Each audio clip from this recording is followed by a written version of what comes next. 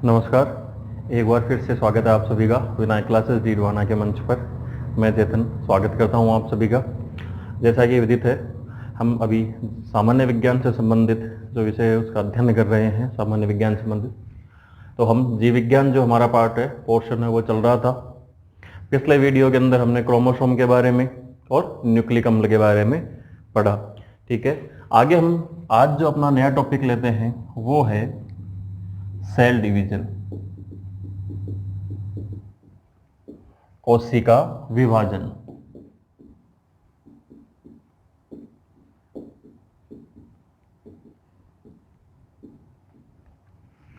देखिए, कोशिका विभाजन, ठीक है, कोशिका विभाजन की यदि बात करें तो खोज जो है, ठीक है ना, वैसे खोज का श्रेय जाता है वैज्ञानिक विर्चो को।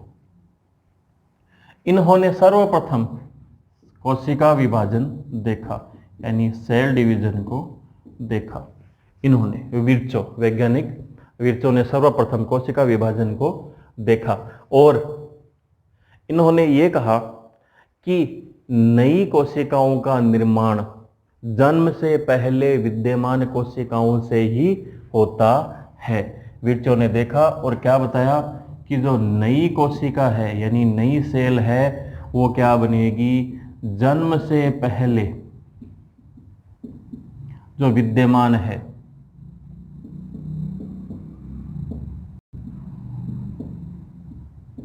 पूर्व कोशिकाओं से ही बनती है। यह सर्वप्रथम विर्चो ने बताया कोशिका विभाजन के बारे में।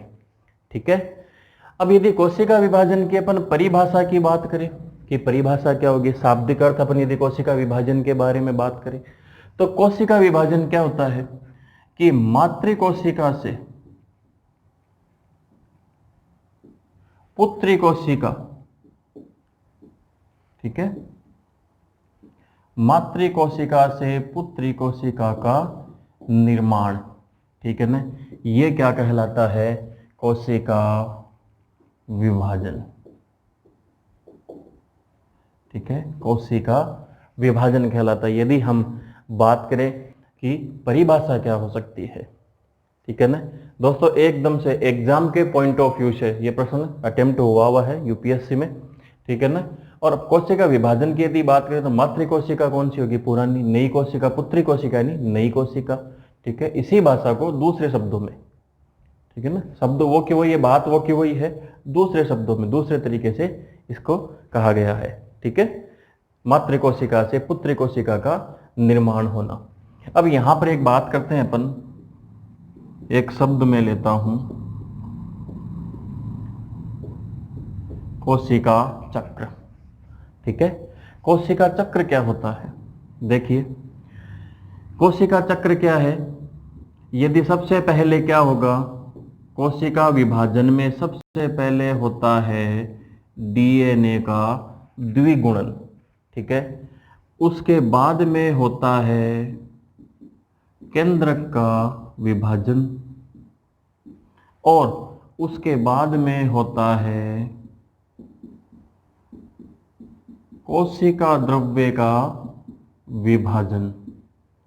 ठीक है, देखिए स्टेप समझते हुए चलिएगा आराम से। कोशिका चक्र की बात कर रहे हैं, डीएनए का द्विगुणन होगा, उसके बाद केंद्रक विभाजित होगा, फिर कोशिका द्रव्य का विभाजन होगा और इसके बाद क्या होगा, नई कोशिका का निर्माण।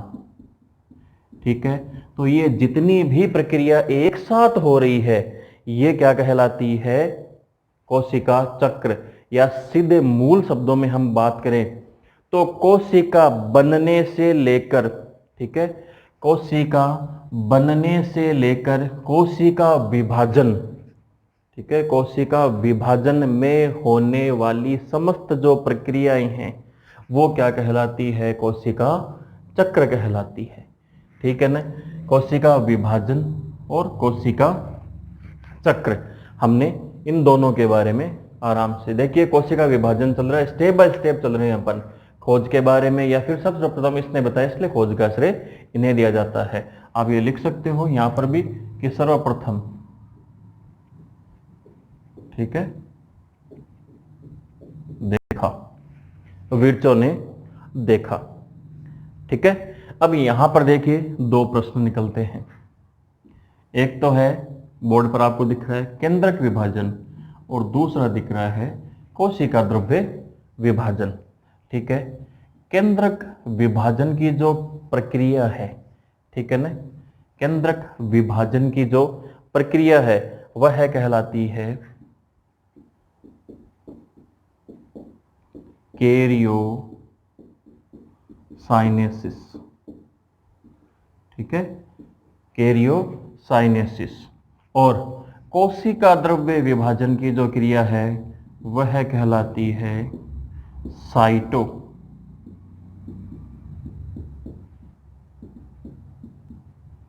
साइटोकाइनेसिस। ठीक है, कैरियोकाइनेसिस और साइटोकाइनेसिस।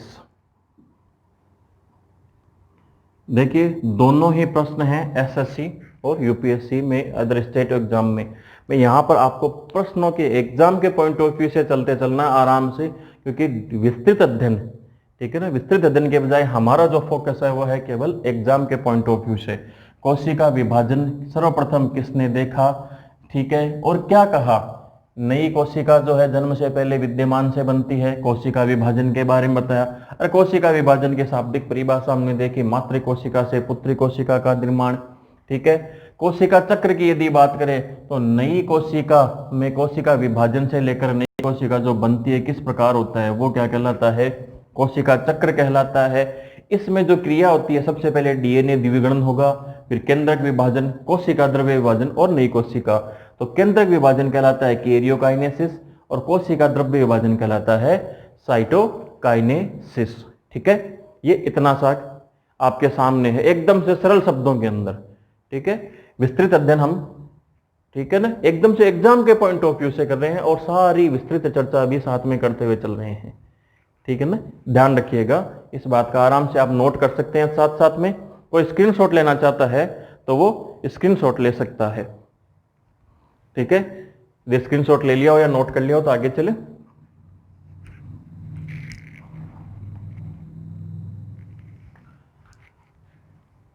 मैं इरेज कर रहा हूं।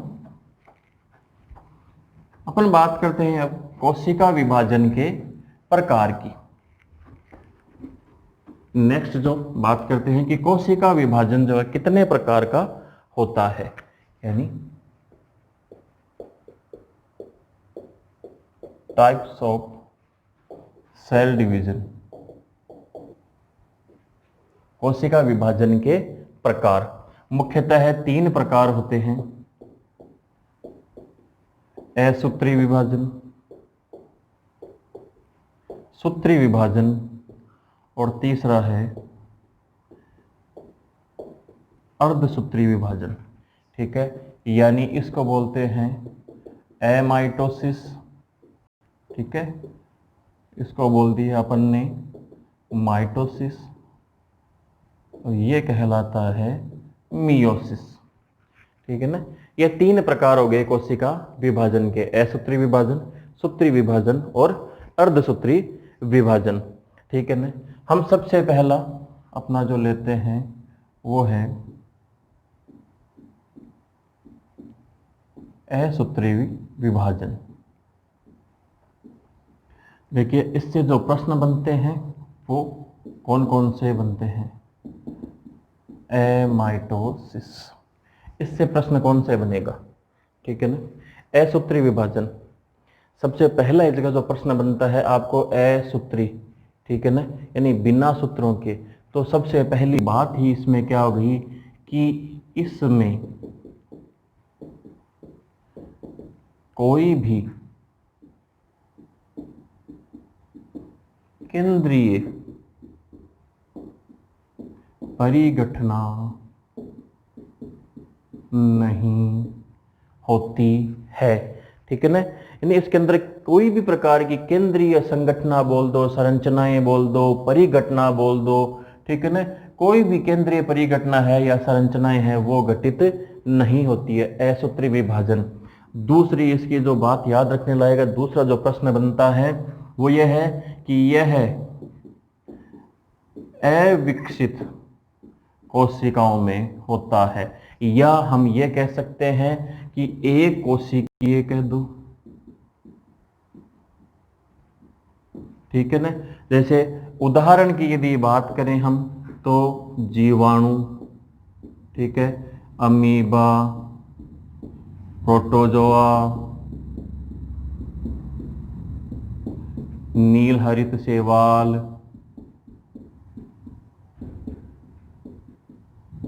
इन सब में जो विभाजन होता है वह कौन सा है? असूत्री विभाजन, ठीक है। इन सब में जो विभाजन हो रहा है वह कौन सा है? असूत्री विभाजन। इसमें कोई भी केंद्रीय परिघटना या संरचना घटित नहीं होती है। अविकसित कोशिकाओं कह दो, या ये सारे उदाहरण आपने एकोशिकीय जीवों में पहले वीडियो में आपने देखा होगा कि एकोशिकीय जीव जो अपन ने पढ़े थे वो एकोशिकीय जीवों में हो रहा है सारा। तो इसके सीधे दो प्रश्न कि अविकसित कोशिकाओं में होने वाला विभाजन कौन सा है? असूत्री। एकोशिकीय जीवों में असूत्री, या फिर पूछ ले कि जीवाणु, अमीबा जैसे एकोशिकीय जीवों में कौन सा विभाजन होता है? असूत्री।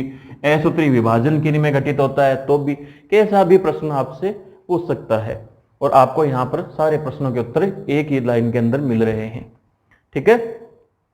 दूसरा हम बात करते हैं यहां पर, मैं ये साथ साथ में लिख लीजिए, ये इरेज कर देता हूं, ठीक है।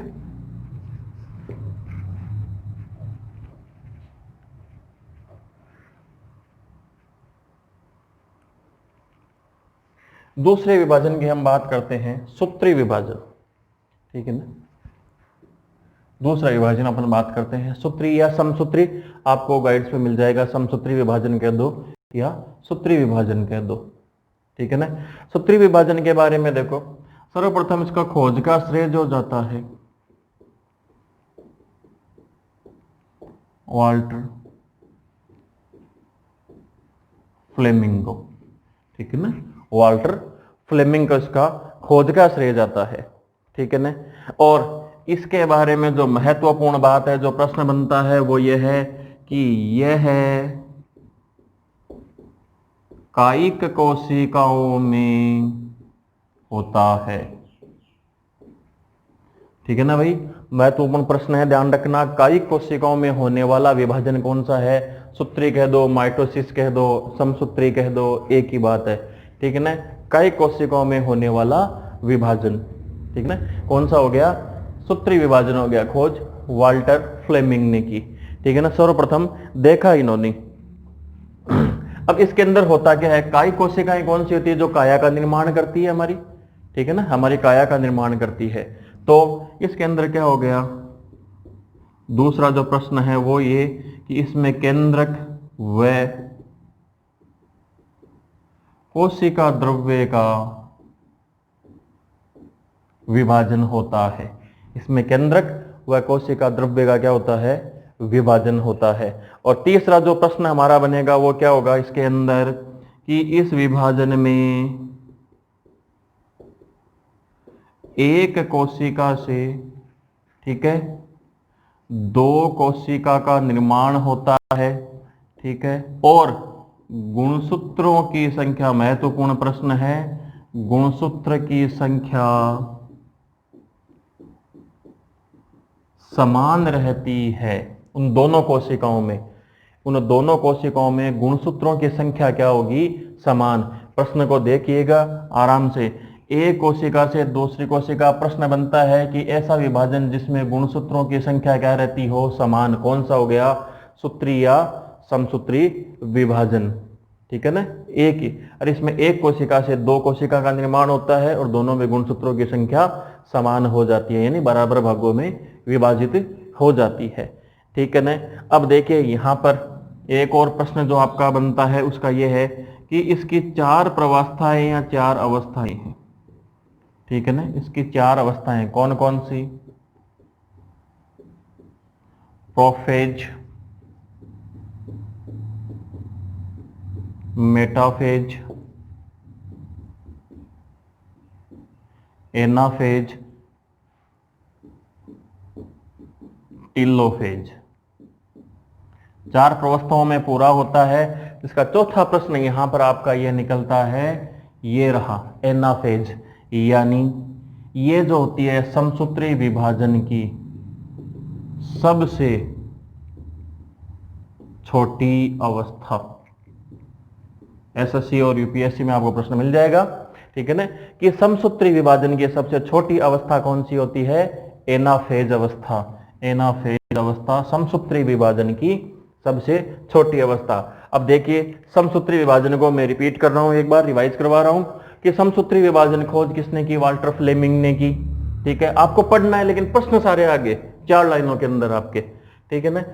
यह काय कोशिकाओं में होता है, ठीक है, सबसे महत्वपूर्ण बात। इसके अलावा काय कोशिकाओं में जब होता है तो इसका प्रश्न सारे जितने भी प्रश्न बनते हैं ना, इसके कैसे भी बनाओ प्रश्न, वो सारे आपके आगे।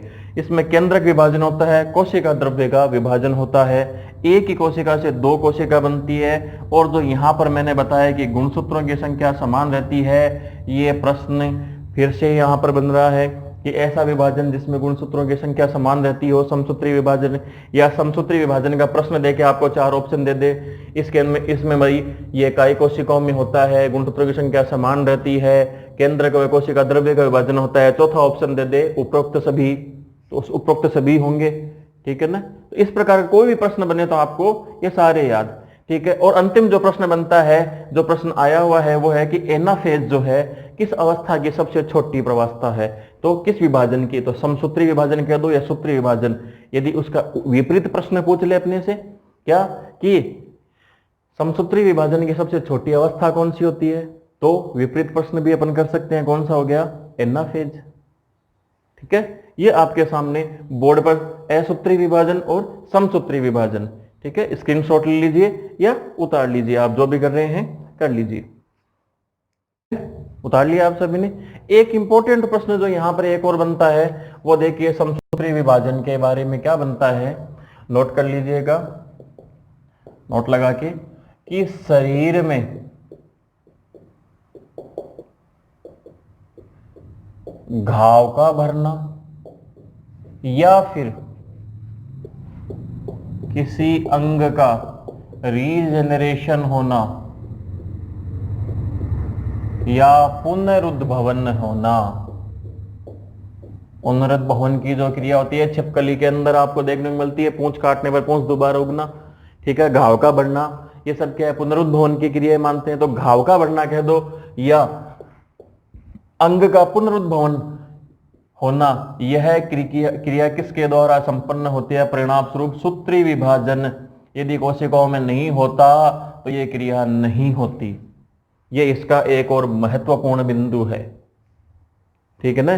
तो इसके सारे महत्वपूर्ण बिंदु, ये एक बिंदु और आप नोट कर लीजिएगा साथ में, ठीक है। नेक्स्ट जो है हमारा है वो हम लेते हैं अर्धसूत्री विभाजन।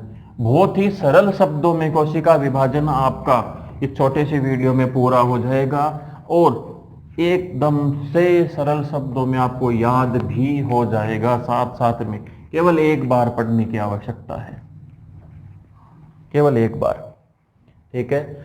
नेक्स्ट जो तीसरा प्रकार हमारा है वो है अर्धसूत्री विभाजन।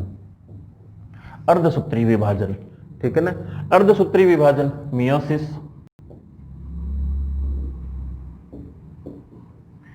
देखो अर्धसूत्री विभाजन के बारे में जो खोज है वो तो की विजमैन ने, नामकरण जो है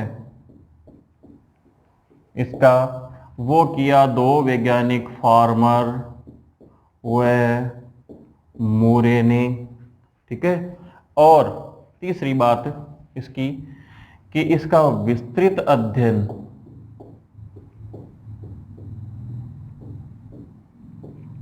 अध्ययन किया वैज्ञानिक स्ट्रॉस बर्गर ने, ठीक है।